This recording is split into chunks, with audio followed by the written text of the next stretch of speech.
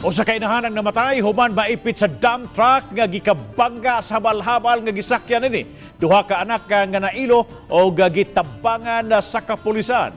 Ang report ni Fimari Dumabok. Nailo na kining duha ka mga bata nga nagpangidaron og 6 ug 11 anyos. Nadtong Sabado sa gabi, namatay ang ilang inahan nga si Stephanie Angco, 31 anyos. Kini human siya nalabay sa dihang nagkasagira ang gisakyan niyang habal-habal ug ang dump truck sa barangay Kalahuan sa lungsod sa Milanilla. Matod sa Milanilla Police, gigakos niya ang anak aron maluwas. Maong nakaangkon kini og grabing mga bunog sa lawas. Nadala pang inahan sa hospital apan nakabsan gid kini sa kinabuhi. Matod sa hepe sa Milanilla Police, nga patay na usab ang amahan sa mga bata o ganaas lang nagpuyo silang apuhan ug iyan sa giabangang panimay sa Upper Pakigni. Gahapon, gibisita sa kapulisan ang duha ka mga bata. Si Police Major William Humok ni tunol og pagkaon ng man mga duwaan ngadto sa mga bata.